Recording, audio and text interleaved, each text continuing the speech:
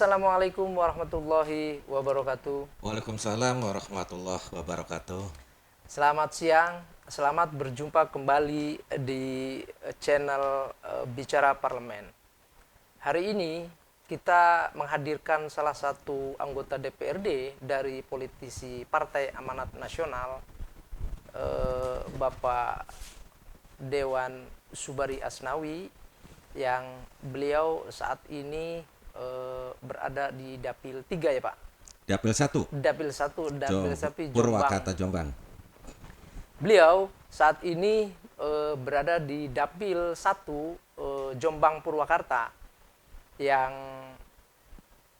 juga sebagai anggota Badan Musyawarah.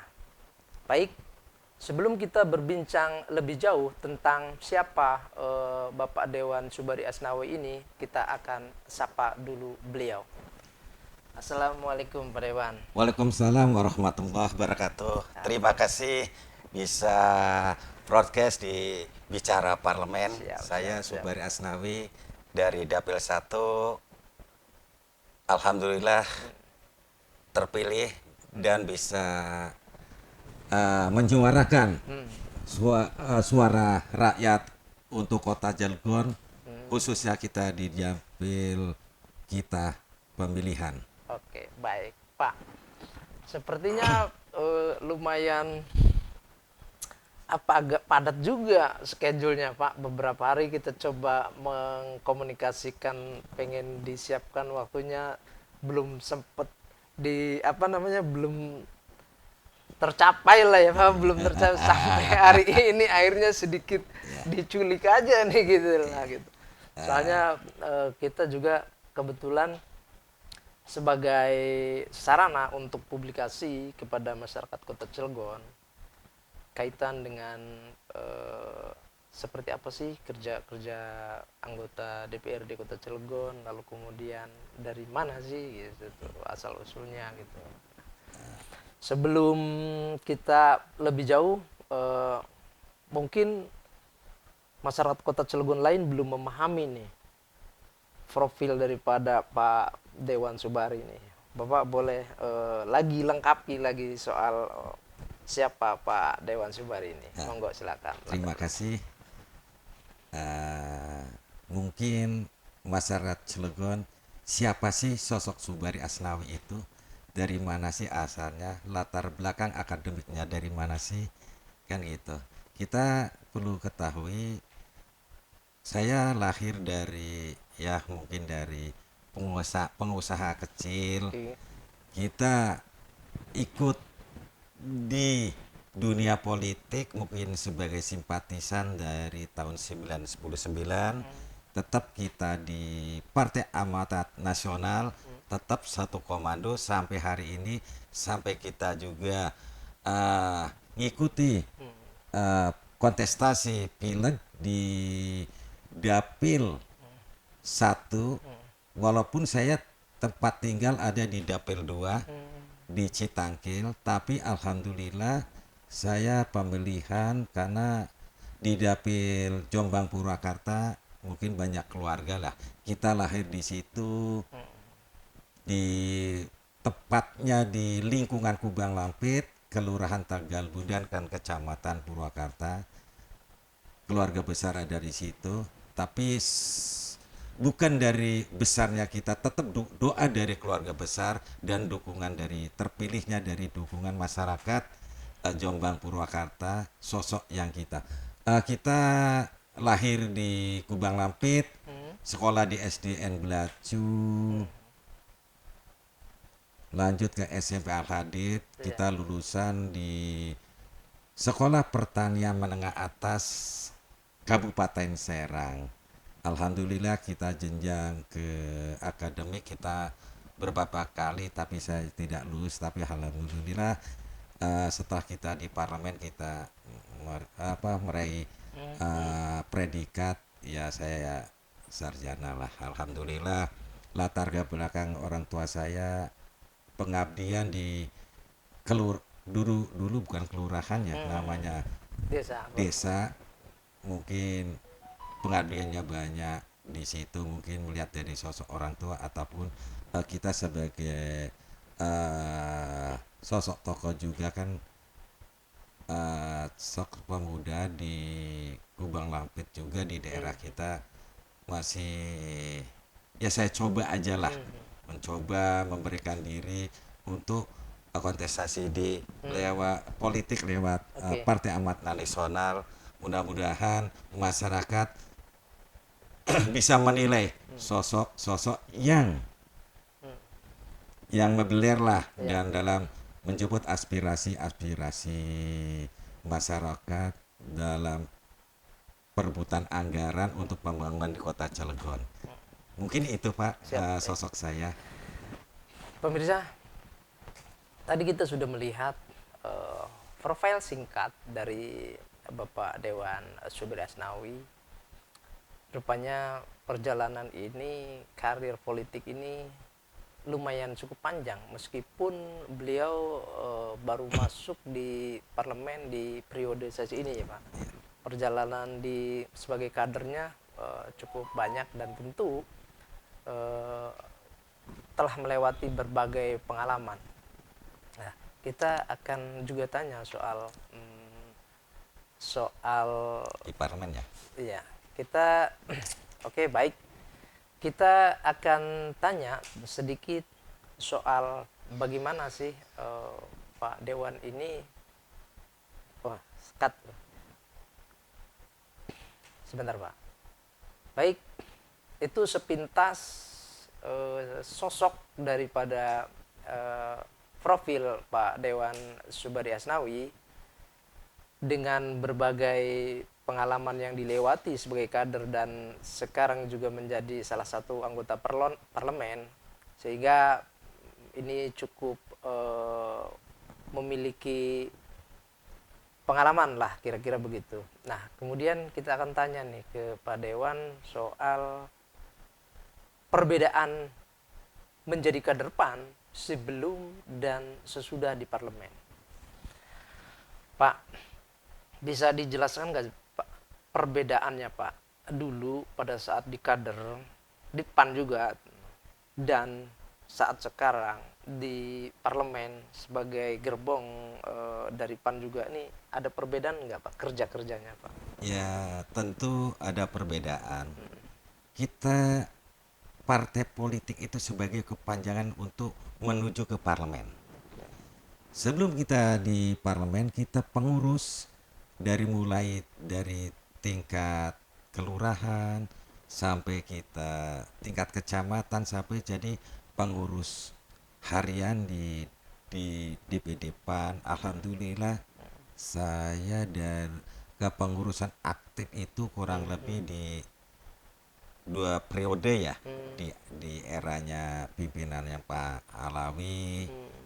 Kita berjuang sama-sama untuk bagaimana PAN sesuai dengan arahan dari pimpinan pusat dan pimpinan daerah untuk meraih 3 besar. Iya. Alhamdulillah kita berjalanan, kita tercapai berkat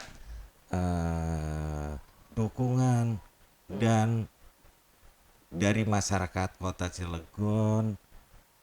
Alhamdulillah PAN mempunyai fondasi dan bisa mewarnai mendapatkan 6 kursi dan dapat unsur pimpinan 2. Kemudian secara kegiatan, kalau kita selagi zaman mengurus belum dapat amanah di parlemen Ya. di PAN, kita masih freelance. Kita bebas secara individu, rapat juga kan enggak tiap hari. Kita bebas mau usaha kemana apa aja kita bebas Pak. Iya. Enak saya itu. Tapi ya semua juga enak kalau kita semuanya dilarikan dan ibadah. Insya Allah apapun perjalanan karir kita di parlemen, kita dihantarkan oleh Partai Amanat Nasional.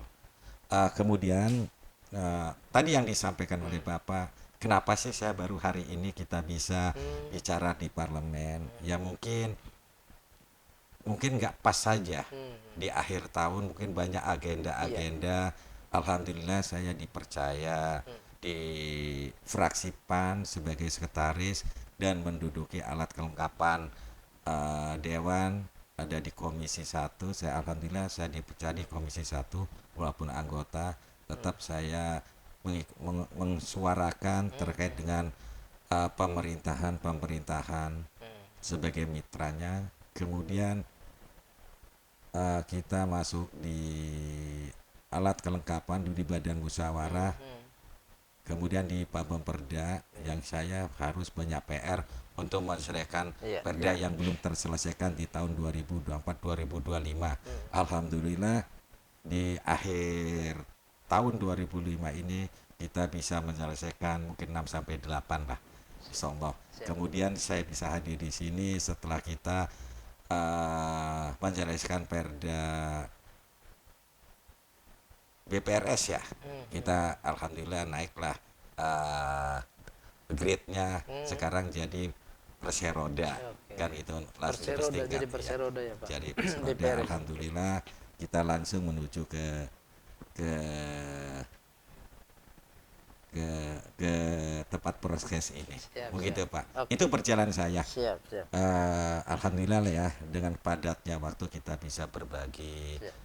apalagi di Cilegon, kota kecil tapi kota unik buat saya di parlemen ini, terkait dengan banyak permasalahan-permasalahannya Iya, Pak. iya, iya. Kalau kita di Bamus pada prinsipnya kita sebagai marwahnya, kegiatan-kegiatannya telah dituangkan, kegiatan-kegiatan baik itu kegiatan dewan semuanya ruhnya itu ada di Bamus Pak. Tempat mengagendakan Tempat rapat-rapat mengagendakan penting, kegiatan-kegiatan baik itu terutama kita di parlemen, kita juga ke eksekutif, semua diagendakan karena ini semua kolektif kolegial ada di situ Pak, keputusan bersama Pak. Mungkin itu Pak. Baik. Pak, Pak Dewan kan dilahirkan dari Dapil 1 nih Pak. Ya. Tentu ada sedikit perbedaan antara dulu sebelum menjadi anggota DPRD dan sekarang menjadi DPRD. Karena kan dalam perjalanannya anggota dewan itu punya waktu reses ya Pak. Siap. Yang dimana itu akan bertemu langsung dengan konstituen dan menyampaikan berbagai aspirasinya kan gitu.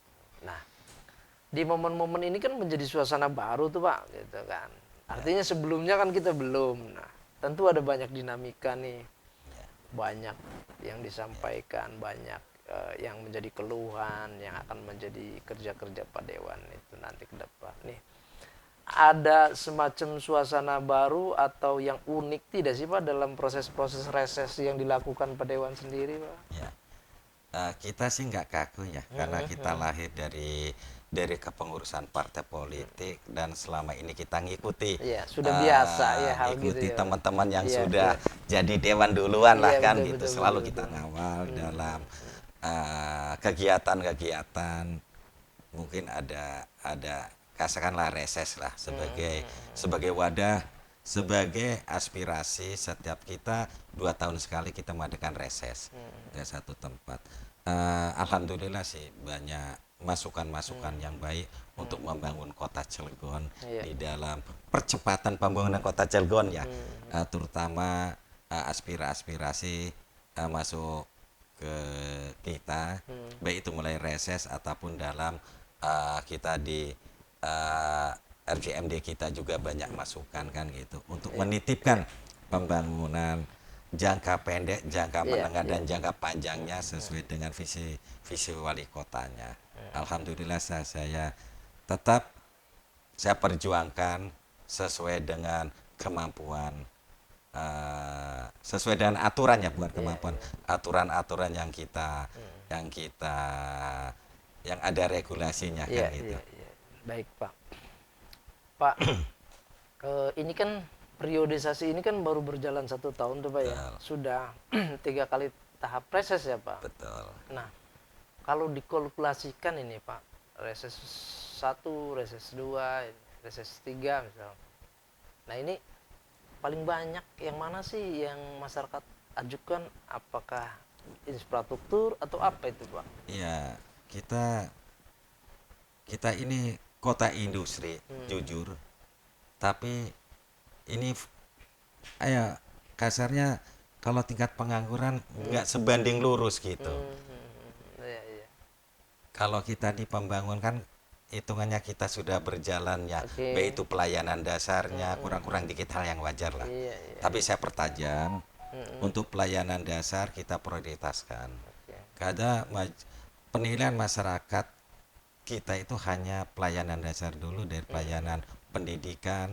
Alhamdulillah banyak yang masukan terkait uh, dengan adanya full sarjana itu, Program itu. program-program full sarjana di pemerintahan sebelum dan pemerintahan sekarang ini. Alhamdulillah saya komunikasi terus dengan yang membidangi UPD Kesra. Alhamdulillah kita berjalan lah Mengawal dengan lah ya, Pak. pengawalan, karena Mengawal. kita tugas kita hanya sebatas monitoring dan pengawasan. Iya, iya, iya. Kan gitu. Mengawalnya, Pak. Itu tetap saya kawal semuanya. Siap, siap, siap, siap. Kemudian terkait aspirasi dengan 1 tahunnya kita di masa sidang pertama dan masa sidang kedua ini, yang dipertanyakan hanya satu, tidak sebanding lurus datangnya investasi. Kota Cilacap sebagai perburuan investasi, tapi pengangguran semakin Iya, iya. tinggi. Itu doang Iya, iya, iya. yang selalu yang diajukan. Harapan saya sih, walaupun ini ada regulasi, ada kewenangan di provinsi, ini juga kan kita harus mempunyai kemandirian, dan pemerintah juga harus hadir. Adanya investasi, parlemen juga harus hadir untuk menyikapi dengan adanya investasi ini. Seperti apa sih kolaborasinya, sinergis? Arah kebijakannya investasi seperti apa? Jangan sampai kita walaupun investasi dengan slogannya PMA, tapi adanya G2G, tapi tetap ini wilayah kita, ini daerah kita. Betul. Karena kita untuk mendapatkan inflasi yang lebih, inflasi sekian itu tanpa berputaran roda perputaran di ekonomi kota Cilegon, ya inflasi kita stuck. Itu aja sih, Iya. Pak. Tadi seperti disampaikan oleh Pak Dewan bahwa tidak berbanding lurus antara investasi dengan serapan tenaga kerjanya. Tentu ini miris dan menjadi PR besar ya Pak bagi Iya. teman-teman DPRD, utamanya teman-teman PAN. Iya. Nah ini dalam internal PAN sendiri, katakanlah praksi, ini jadi PR besar enggak sih Pak? Wah, ini gimana ya supaya melakukan komunikasi politik, baik itu lewat beberapa komisi ataupun badan-badan lain, supaya juga persoalan ini tersampaikan secara internal tuh Pak di PAN sendiri Pak. Kita sih secara internal selalu diskusi. Selalu Kan gitu. berdiskusi. Kita ini sebagai perahu nakoda. Oke. Kan gitu. PAN ini sebagai perahu. Bagaimana kita akan belayar? Kan gitu. Pengurusan semua juga diakomodir di dalam, mungkin semuanya juga hidup kan kita harus ya bagaimana untuk membangun infrastrukturnya, kan gitu. Oke. Dari pengurus semuanya. Pada prinsipnya kita ini perahu mau ke belayar kemana, kita mempunyai fraksi 6 nih, kan gitu. Iya, Itu sebagai wadah iya. akan belayar kemana. Apakah kita sih pada prinsip mengawal semua kebijakan pemerintah. Adapun investasi kita kawal secara eksternalnya ya. Tapi itu juga bagian dari kita juga, Pak. Karena kita juga kan dengan target investasi sekian, hampir 17, pencapaian sekian, tapi tadi itu Pak, pengangguran semakin banyak. Karena semuanya kan KBLC lah ya, kasarnya kan. Tidak ada, nggak bisa masuk, karena kita juga berapa kali saya sampaikan, harus ada training ataupun pelatihan SDM. Ini yang perlu kita sikapi di dalam peningkatan SDM. Kemauan perusahaan itu seperti apa sih? Kebutuhannya ini. Sementara kebanyakan, ya bukan kebanyakan, artinya di sinilah tidak ada sinergisnya antara MUU ya. Mungkin kesepakatan sebenarnya ada investasi ini, kita hadir pemerintah, legislatif, kalangan industri kita panggil duduk bareng. Skemanya seperti apa untuk menanggulangi apa mengurangi ya bukan mengurangi pengangguran Angka pengangkatan nih karena setiap tahun berapa SMA berapa Hmm. SLA yang kita lulusan ini miris Pak, Iya, jujur miris. Saya sebagai yang ada di Dapil 1 notabene bukan industri iya, ini untuk menyerang karena sekarang kan mungkin ring-ring mungkin ada iya, tapi ini pembagian yang belum merata. iya, Kesempatan itu kadang-kadang ada cut kan itu sebenarnya tidak ada cut tinggal komunikasinya aja, tidak ada cut saya ring 1 ring 2 tidak ada Pak, tinggal ini komunikasinya aja karena ini kan kota Cilegon semuanya. betul ya Pak. Terasa begitu beratnya di Dapil 1, memang bukan wilayah industri ya Pak. Ya. Dimana yang dekat dengan wilayah industri pun Sama aja. sama aja kan begitu. Pak, kalau dari sisi Komisi 1 nih Pak, di lewat mana nih Pak mendorong soal apa namanya kebijakan-kebijakan pengentasan pengangguran itu Pak? Ya kita harus ada kolaborasi Pak ya karena nggak cukup satu OPD Iya. atau dinas BNU perizinan karena saya juga berapa kali di PSTM itu perizinan itu sebagai administratif Pak. Itu ada di Komisi 1 ya Pak? Ya sebagai mitra pemerintahan tapi yang berwenang itu mungkin semua juga berwenang Pak Oke. di tata ruang Pak karena perizinan dulu dari perizinan karena sekarang perizinan sudah online KBLI ya untuk investasi ya pembangunan tetap berjalan Iya. tapi di situ ada tata ruang Pak yang menangani itu PUPR Iya. itu Pak harus sinergis dan semuanya OPD yang terlibat sih Pak harus kenapa kita sering mengadakan DRP hearing bersama dalam rangka menyatukan persepsi untuk mengurangi pengangguran Pak banyak potensi sebenarnya Pak Iya. yang seharusnya mah sederhana kalau menurut kita mah yang penting yang mau investasi silakan cari duit sebanyak-banyaknya tapi belakang juga kan kita masih banyak yang dipikirkan ini seperti gerbang lah Iya, iya. gerbangnya Betul. Membangun komunikasi dan koordinasi lebih intens ya Pak, Intens, sehingga para penginvestor juga leluasa efek positifnya, Ya. utamanya terkait penyerapan tenaga kerja juga maksimal gitu ya Pak. dengan hadirnya ada investasi kita kalau sinergis baik itu kalangan pengusaha lembaga profesi parlemen pemerintah hadir duduk bareng Pak di situ kita di sini kebijakan seperti apa sih harinya industri itu bikin dampak nggak ke PAD kita ini yang kan ada regulasi tapi di situ masih ada yang perlu disiasati Pak. Oke, baik. Pak, ada PR nggak sih Pak? Saya nih dari dapil saya nih ada yang harus saya perjuangkan nih, yang ini nih misalkan semacam itu tuh Pak. Jadi dia semacam jadi motivasi Pak Dewan sendiri ya. Maka yang harus diperjuangkan nih dari berbagai aspirasi ngelewati 3 reses itu yang mana sih diantaranya aspirasi-aspirasi itu yang jadi beban Pak Dewan, jadi PR nih yang harus diperjuangkan gitu. Kita ada dua Pak kita sih harapannya kalangan industri juga hadir mungkin di situ dibikin di dapil Jombang ada workshop sih sebagai zona-zona perdagangan dan pertanian di situ juga kan mungkin karena banyak investasi juga ada workshop lah pembinaan dari Depnaker atau kalangan industri hadir gitu Pak untuk pembinaannya Oke. kan gitu Sampai sekarang belum ya Pak? belum ada Pak kan gitu harapan saya sih di Cilegon itu setiap daerah ada kepedulian ya karena sarana dan prasarana di kota Cilegon kan mungkin Iya.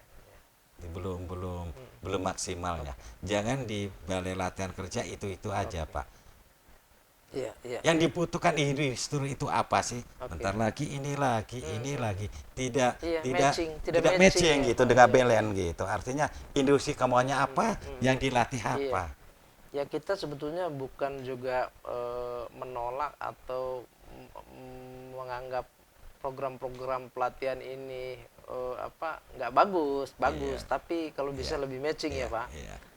Jadi artinya pelatihan AC juga banyak dilakukan di beberapa kelurahan, tapi bagaimana juga harus matchingnya sehingga pelatihan selesai dilakukan mereka terserap gitu tuh. Iya. Karena kita ketahui di Cilegon ini kita padat modal Pak. Padat modal ya Pak. Kan gitu. Iya. Ini juga harus berbanding lurus lah. Iya. Kan gitu. PR lagi juga itu ya Pak. Ini yang PR yang berat kan gitu. Kota Cilegon kan gitu. Kita sudah mengeluarkan anggaran tapi kenapa sih programnya itu aja? Bikin terobosan. Kalau ada investasi padat modal, produknya ini ya kita juga harus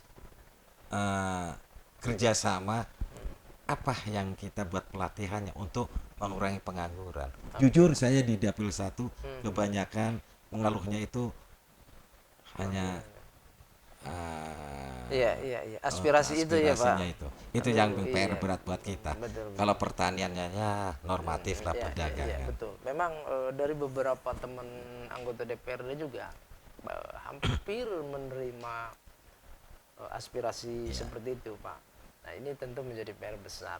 Nah tadi tuh Pak, Pak Dewan tidak hanya berharap ini menjadi perhatian penuh, tapi juga ada dorongan politik dari PAN gitu Pak. Baik itu lewat teman-teman kita di komisi berapa, komisi 2 gitu. Atau juga dari sisi badan anggarannya kan gitu. Nah ini dari sisi dorongan politiknya Pak dilakukan nggak Pak oleh PAN sendiri Pak? Ya kita sih di parlemen kita di sini kader-kader terbaiknya mempunyai posisi-posisi strategis.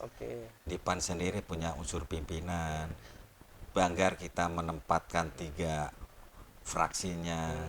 Di komisi juga satu sebagai mitra pemerintahannya ada. Semuanya juga melengkapi sini Pak. Kita juga tetap mensuarakan apa yang kita yang kita dapatkan aspirasi dari masyarakat itu tetap disuarakan Pak. Baik itu lewat banggarnya ataupun lewat mitra komisinya, tetap semuanya ada Pak. Kita lengkap Pak, dari 4 AKD kita ada. Cuman saya sudah mempunyai fondasi, saya punya unsur pimpinan yang untuk lebih tajam lagi di dalam kita mensuarakan aspirasinya. Mungkin itu Pak. Secara politis apa yang disampaikan Pak Dewan, tentu ini peran PAN juga sangat vital karena memang dalam posisi AKD juga PAN ada salah satu unsur pimpinan, lalu kemudian juga berada di 3 AKD itu ya Pak. Nah ini secara politis tentu punya kekuatan yang cukup lumayan untuk juga menggolkan persoalan-persoalan pengangguran ya Pak. Nah Pak, apa yang bisa sampaikan oleh Pak Dewan terkait dengan persoalan angka pengangguran? Sepintas saja closing statement untuk masyarakat, khususnya Dapil Pak Dewan sendiri Pak. Ya. Kita ini sebagai PR berat, beban berat, kita harus kolaborasi Pak, antara parlemen dan pemerintah untuk menyikapi terkait pengangguran di Kota Cilegon. Tadi yang saya sampaikan tidak sebanding lurus. Kemudian dengan pengeluaran anggaran yang gede terkait dengan beasiswa pol itu juga hanya pengeluaran anggaran gede-gedean, tapi belum ada kerjasama skema dengan perusahaan Pak. Serapannya ya Pak. Setelah lulus itu mau dikemanakan? Ini akan menambah pengeluaran kita gede terus, anggaran dikeluarkan, tapi sementara dari pemerintah belum ada kesepakatan untuk penempatan ke industri. Ini tuh Pak, saya jujur dari Komisi 1 kepengen udah dirapati fraksi penyerapannya yang sekian ribu puluhan miliar ini di itu untuk beasiswa Pulsarjana ini, tapi itu program beasiswa ini tapi belum ada kerjasama MOU yang ditantangan dan disaksikan di parlemen gitu. Ini perlu dihadirkan semua industri Oke. untuk penempatan kita pengeluaran gede ini, Oke. Pak. Ini yang belum saya nerima dari Komisi 1 surat ataupun siap. apa aja.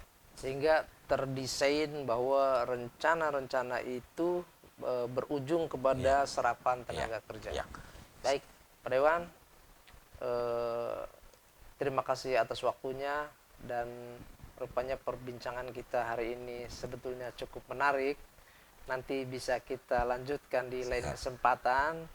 Mungkin juga bisa membahas tema-tema lainnya, Pak, yang lebih menarik. Ya. Baik, demikian pemirsa. Itu perbincangan kami dengan Pak Dewan Suberi Asnawi, politisi Partai Amanat Nasional. Beliau sedikit memaparkan tentang siapa sosok dirinya dan bagaimana PAN berperan di parlemen. Sekian perbincangan kami. Saya akhiri. Wabillahi taufiq wal hidayah. Wassalamualaikum warahmatullahi wabarakatuh. Terima kasih. Terima kasih.